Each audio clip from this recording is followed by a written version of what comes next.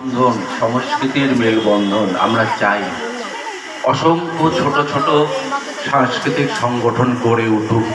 এই ছোট ছোট পুঁথিগুলো আমরা চাই একটা সময় মিলে একটা সাংস্কৃতিক মালায় রূপান্তরিত হোক।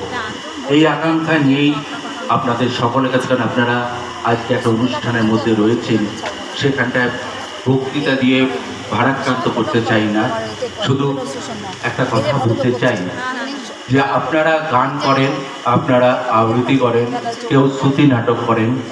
আমরা চাই, আমি বা বিমানবাবু, মানে অর্গানাইজেশনগুলো, সংগঠনগুলো, আমরা চাই আপনাদের সংস্কৃতির সামাজিকরণ করার জন্য। আমাদের কাজ, বিমানবাবু গান করেন না, বিমানবাবু আবৃত্তি করেন না, আমিও গান করি না, আমিও আবৃত্তি করি না। আমরা চাই আপনাদের গানটা সামাজিকরণ হোক, আপনাদের আবৃত্তিটা সামাজিকরণ হোক, বাজারিকরণ না, সামাজিকরণ হোক।